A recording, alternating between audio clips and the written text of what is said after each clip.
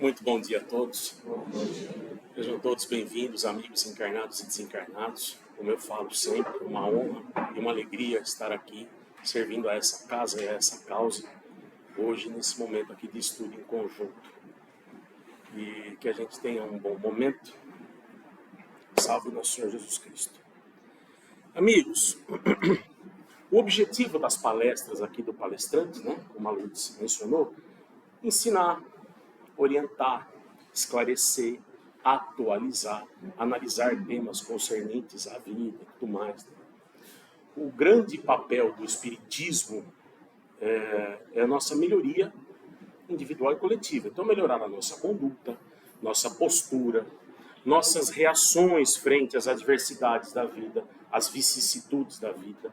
Vicissitude não tem nada a ver com vício. São as guinadas, as mudanças, as fases da vida, né? As nossas relações com o mundo, com as pessoas, com os familiares, com os ambientes, enfim. Fundamentalmente, nossa reforma íntima é o termo que a gente mais usa, né? E aí, muitas vezes, o palestrante está aqui e fala, a gente tem que fazer isso, a gente tem que fazer aquilo, esse é o nosso papel, essa tem que ser a nossa postura, a nossa conduta, o papel do espírito, o papel do médium.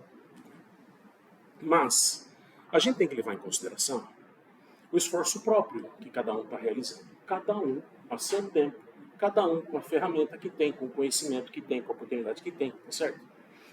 Muitos de nós estamos fazendo em alguma frente, ou em várias, ou em algumas, né? Muitos estamos fazendo, a gente está se esforçando dentro do que a gente pode. Quando a gente está fazendo alguma coisa no dia a dia, alguma atividade, a gente lembra que a gente pode caprichar um pouquinho mais. Quando a gente lembra de acrescentar uma nota de educação naquilo que a gente está falando. Quando a gente tem algum laivo de paciência, no momento que eventualmente não teria. Quando a gente consegue respirar antes de responder. Às vezes o tempo é suficiente para já mudar a resposta no cérebro, no corpo. Quando a gente conta até 10 ou até 400. Nesse momento, a gente está crescendo, literalmente. Ou, ao menos, praticando o crescimento. É óbvio que é a passo lento, mas são momentos positivos, de vitória. Tá? Então, pode parecer que não, mas nessas horas a gente está rumo à evolução. A gente está no caminho certo. A gente está melhorando os nossos sentimentos. Na pior das hipóteses, a gente não está parado. Isso já é alguma coisa. A nossa caminhada é longa, é extensa. Então, estarmos fazendo alguma coisa pequena, porém positiva na direção certa, é válido, né? Isso é positivo.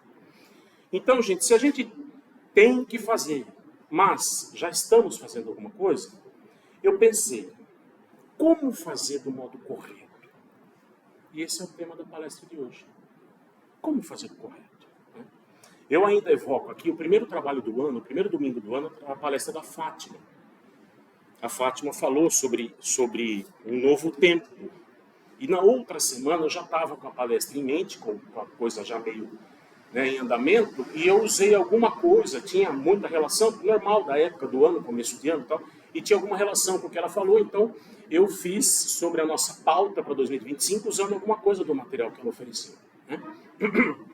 E desses dois trabalhos, da junção desses dois trabalhos que nasceu esse aqui, por causa de um trecho de Nosso Lar que ela trouxe. Eu fui consultar aquele trecho para a minha palestra da semana seguinte, que foi o segundo domingo do ano. Ainda sobrou material que eu fiquei pensando e eu fui ver de novo e chegamos nisso aqui. Lembrando que todas as palestras da casa estão no YouTube. Né? A gente tem o canal próprio da casa, que é o canal Casa dos Espíritos. E você se inscrever no canal, você recebe notificação, saiu uma palestra nova, a gente tem lá nossos evangelhos, nosso podcast. E saiu uma palestra nova, você pode ir lá assistir, você pode compartilhar, mandar para alguém, poxa, pode servir para fulano, para Beltrano, alguém me perguntou sobre isso esses dias, enfim. E você vai lá e clica no joinha, você curte, isso mostra para o YouTube a quantidade de likes ou de joinha, de curtidas, mostra que aquilo tem alguma relevância. Então o YouTube sozinho, ele oferece aquilo para outras pessoas que estejam pesquisando ou assistindo coisas da mesma temática. Então isso é interessante para divulgar o trabalho da casa e para divulgar a doutrina espírita, né? Para divulgar coisas boas, no meio de tantas coisas ruins que são compartilhadas. tá? Ainda dei uma olhada ontem, nós temos 397 inscritos no canal do YouTube. A gente vai aumentar isso. Gente, primeira coisa, estamos falando de fazer, de trabalhar, de crescer e tudo mais. Então vamos falar um pouco sobre a importância do trabalho, do trabalhar, né? No livro Endereço da Paz, é um livro de mensagens diversas de Chico Xavier, essa mensagem é do André Luiz. Vamos prestar atenção na ideia dessa mensagem aqui, porque a gente vai voltar nela depois um pouquinho mais para frente, tá? Então ele diz o seguinte: tristeza e desânimo, trabalhe reconfortando os que experimentam provação maior do que a nossa. Desafios e problemas, trabalhe e espere. Indiferença ou desprezo de alguém, trabalhe e esqueça. Ódio sobre os teus dias, trabalhe estendendo o bem. Desarmonia e discórdia, trabalhe pacificando. Incompreensão e ignorância, trabalhe e abençoe. Reprovação e crítica, trabalhe melhorando sua tarefa. Contratempos e desilusões, trabalhe e renove-se. Tentações e quedas, trabalhe e afaste-se. Crueldade e violência, trabalhe e perdoe. Em todos os obstáculos da existência, procure agir e servir, orar e perdoar sempre. Conserve a certeza de que a base de toda e qualquer medicação espiritual para a saúde e reequilíbrio será sempre trabalhar. Então isso para a gente sentir a importância do trabalhar, a importância do fazer. E Paulo disse na segunda epístola a Timóteo: o lavrador que trabalha deve ser o primeiro que goza dos frutos. Então existe o reconhecimento espiritual, existe a justiça divina, está agindo em todos os momentos. Agora, estamos falando aqui sobre fazer o correto, sobre fazer melhor, sobre melhorar o nosso trabalho. Faz alguma diferença o modo como a gente faz as coisas? Sim, faz muita diferença, né? A pessoa às vezes está com uma vontade, a gente fala, ó, se for para fazer mal feito, não faça, né? Quando você manda o filho enxugar a louça, por exemplo, nossa. Ou ainda, a gente fala e a gente escuta, se quer um trabalho bem feito, faça você mesmo. Por quê? Porque você quer, você vai fazer melhor, você vai fazer aquilo, né? A gente coloca uma intenção quando a gente quer fazer alguma coisa, né? Eu já ouvi de um preto velho: filho, a gente tem que colocar intenção no que a gente vai fazer, porque muda. E se você assistir algumas coisas sobre física quântica, eles também falam, física quântica, não a clássica. Eles também falam, você pôr intenção no que você faz muda muito, né? Todo mundo sabe o que é uma comidinha de mãe. Todo mundo em casa tem algum armarinho cheio de tempero, cheio de potinho bonitinho, prateleira, suporte, e todo mundo tem. Vocês acham que tem algum escondido ali que a mãe sabe e ninguém sabe? Ou algum temperinho na gaveta dela que ninguém sabe? Não, gente. É a intenção do amor que a mãe põe no alimento que muda o alimento, que todo mundo fala, meu Deus, ninguém faz como a minha mãe. Eu não consigo fazer igual a minha mãe, faço igual, mas não fica a mesma coisa. A intenção da mãe muda. E todos temos essa memória afetiva, né? Outro exemplo, para quem assistiu o filme O Pacificador, de 1997, com o George Clooney, tem uma cena já no meio do filme que é um personagem, ele dali para frente ele vai ser importante na trama, mas a hora que ele aparece no filme, ele está ensinando uma jovem a tocar piano. E a jovem está lá dedilhando uma música e tal. Mas mecanicamente, maquinalmente, como ela está vendo as notas ali na partitura, aí dá licença, ele senta e ele só toca a música normalmente. Aí ele vira para ela e fala, com paixão. E ele toca e você sente a emoção, é o mesmo trecho, mas você sente a emoção. Aí ele fala para ela, com ódio, ele toca o mesmo trecho, você sente a vibração. Não quer dizer, é a intenção, é linda essa cena. O cara fala com ódio, você sente o ódio nas teclas, você fala, como assim? É muito bacana isso. Outra coisa, aqui entra a ciência. Tá? Isso eu vi no site Olhar Digital. Brincadeirinha de cara ou coroa com moeda, né? Joga para cima e vê o que caiu, cara ou coroa, tá? Então, o site ResearchGate é uma rede social de cientistas e pesquisadores, publicou essa pesquisa de um matemático americano sobre qual é a chance da moeda cair voltada para o lado que ela estava. Então, se ela está com o lado coroa para cima, qual é a chance de você jogar ela cair coroa? E chegaram à conclusão que a chance é de quase 51%. Ou seja, uma chance maior de cair com o lado que estava para cima. Foram analisadas mais de 350 mil moedas de 46 unidades monetárias diferentes. Detalhe, está publicado lá na pesquisa. Ideal que ninguém veja a moeda, ninguém observe a moeda antes de ser jogada. Por quê? Porque a partir do momento que você observa, você põe uma intenção. Isso é ciência. Um site, uma rede social de cientistas e pesquisadores. Certo? Aí, a parte que eu falei contigo, eu chego ontem à tarde aqui, para o ensaio do coral, e eu dou de cara com uma frase no quadro, que não era essa. Mas eu falei, poxa, que legal, eu vou usar na minha palestra. Ela falava do Emmanuel, fala pra gente não ficar observando a tristeza, não ficar observando o fracasso, não ficar observando a desilusão. E falar, olhe para o alto, olhe para frente. E eu ia usar isso na parte de intenção. Aí eu chego aqui hoje, a Lourdes mudou. Olha o que está escrito. Nossas intenções são atenuantes ou agravantes das faltas que cometemos. Então a nossa boa intenção pode mudar alguma coisa e a nossa má intenção também. Não parece, mas o cara te dá uma fechada no trânsito, você fala, morremos. Isso é um perigo, gente. Você imagina nele, o cara vira ruim, vira esquema, ele bate, ele morre, ele sofre acidente, fura pneu, isso é um perigo, por causa da intenção. Igual a gente fala, às vezes, praga de mãe, praga de sogra, não sei o que. Todo mundo sabe, todo mundo deu risada. Existe, a gente sabe. Na minha família tinha uma coisa assim, que quando a pessoa queria fazer alguma coisa muito, tipo assim, comprar um carro, trocar de casa, fazer uma viagem, não podia falar pra avó. Não podia contar pra avó. Falei, a avó tem um pensamento, ela bloqueia o que ela quiser. Então, certas coisas grandes eram escondidas da minha avó. E coisas boas, enfim. No livro Perante Jesus, de Chico Xavier e Emmanuel, a mensagem se chama Remuneração Espiritual. Remuneração, todo mundo sabe o que seja. A mensagem é muito longa, eu não vou ler, vou só dar ideia. Tá? Mas ele fala o seguinte, que quando o trabalho se transforma em prazer de servir, ou seja, quando a gente coloca boa intenção, que é um dos blocos dessa palestra, né?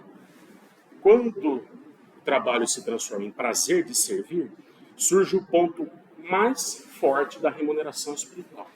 E ele diz o seguinte, toda vez que a justiça divina vem bater no nosso endereço para cobrar uma dívida, ou para executar uma sentença que nós lavramos contra nós mesmos na linha do tempo, na lei de ação e reação, né?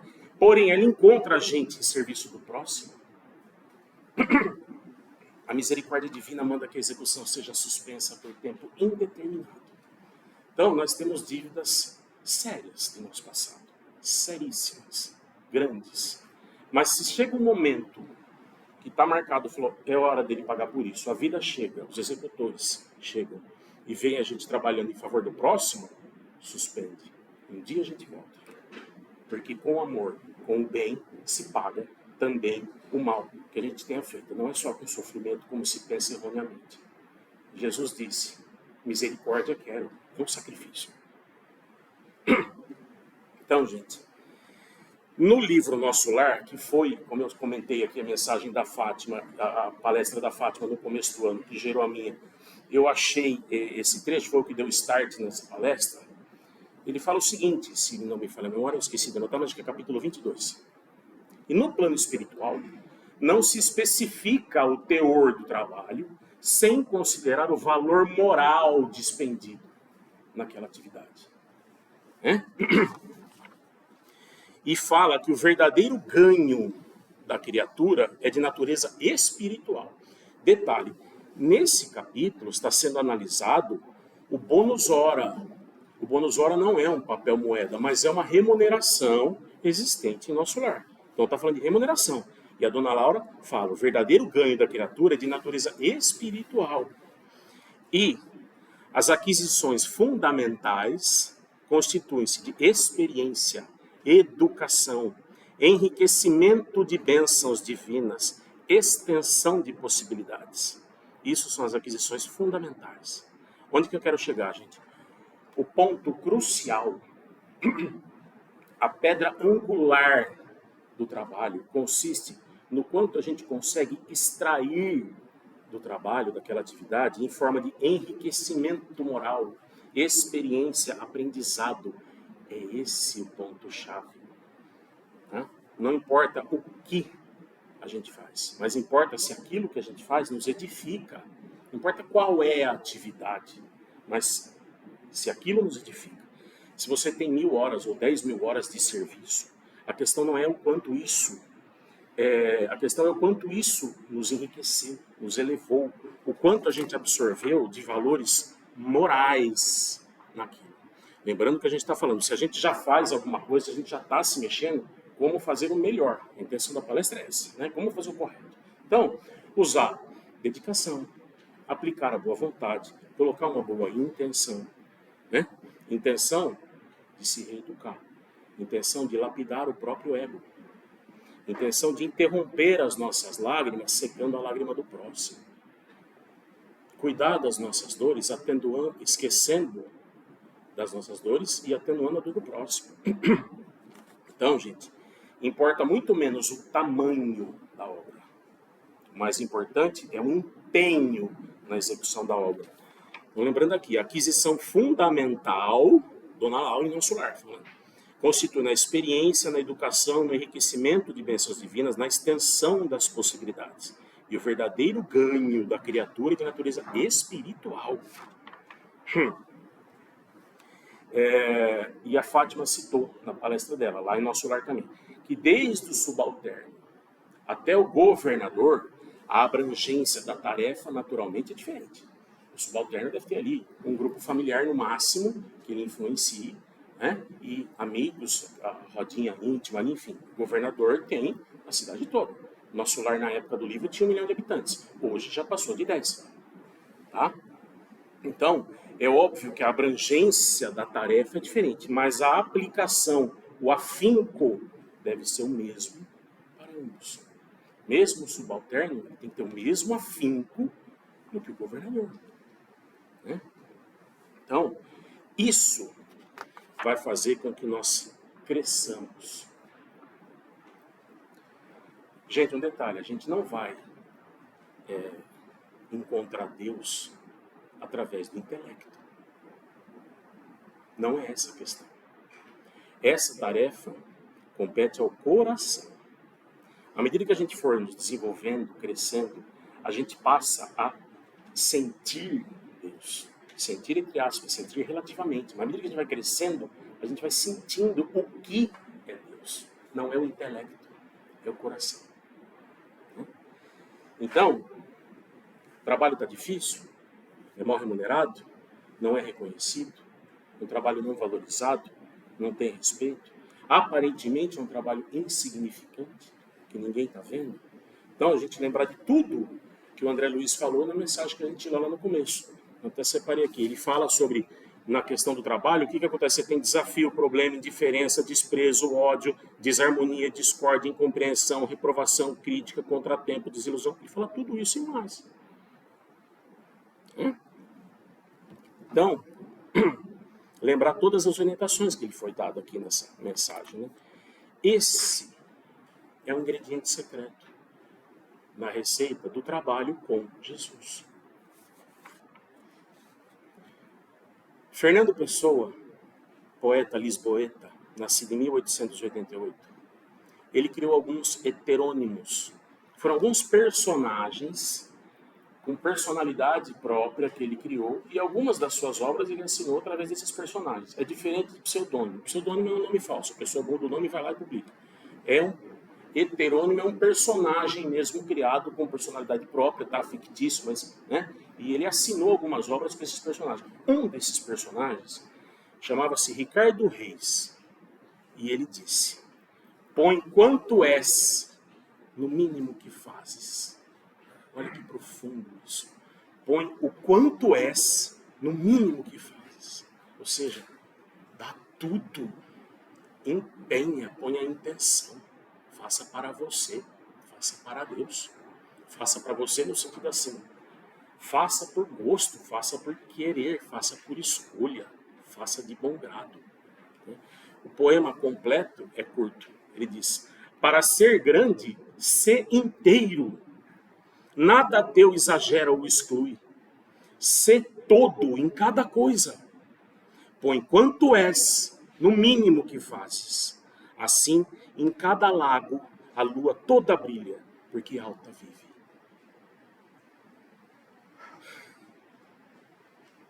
No livro Mais Luz, de Chico Xavier, pelo espírito Batuíra, achei muito fofo. Trabalho gera trabalho, para que o trabalho nos dê a bênção de mais trabalho, com o trabalho sendo solução de todos os problemas da vida. Prático, né? Na prática é isso. O trabalho gera trabalho, para que o trabalho nos dê a bênção de mais trabalho ainda, com o trabalho sendo a solução dos problemas da vida. Gente, óbvio, não é fácil. Fácil é falar. Não é fácil realizar. Mas se a gente começar hoje, certamente ainda nessa vida, a gente vai colher algum fruto, mesmo que poucos. Porque Paulo disse, a gente viu aqui atrás, ao lavrador deve ser o primeiro a gozar dos seus frutos. Porque isso está na lei. Nos momentos de preguiça, que a gente lembra do Mestre Jesus, quando ele diz, está lá em João 5,17, o Pai que está nos céus trabalha até hoje e eu trabalho com ele. Eu já usei isso em umas 5, 6 palestras, mas isso é muito emblemático, um exemplo da nossa vida. E foi isso que Jesus veio fazer aqui, mostrar o caminho mais curto para a gente se levar. Então, gente, põe quanto és no mínimo que fazes. Essa é a nossa pincelada de hoje. E Deus abençoe, proteja e domine cada um de vocês. Que assim seja.